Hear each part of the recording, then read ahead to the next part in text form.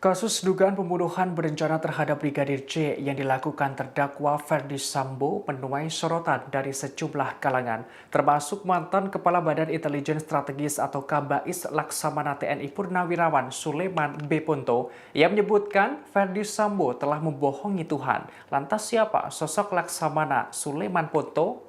Dikutip dari tribunnews.com, Laksamana TNI Purnawirawan Suleman B. Ponto merupakan pria kelahiran Sangir Tahuna, Sulawesi Utara pada 6 November 1955 silam. Ia menjabat sebagai Kepala Kabais TNI pada periode 2011 hingga 2013.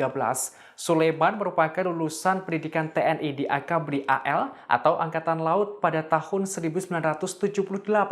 Ia mengawali karir di TNI AL sebagai pelaut. Suleman masuk ke dunia intelijen TNI pada Badan Intelijen Strategis atau BAIS TNI sejak tahun 1996.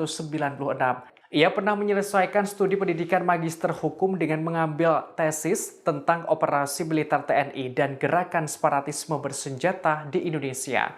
Meski berkarir menjadi tentara, ia juga telah menciptakan karya dengan menulis 2 buku. Kedua buku miliknya berjudul Jangan Lepas Papua, juga TNI dan Perdamaian di Aceh.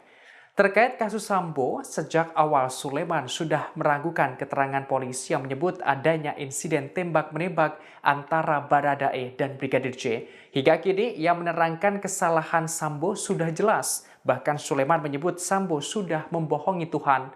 Menurutnya perkara ini termasuk kasus yang paling parah di luar perkiraannya.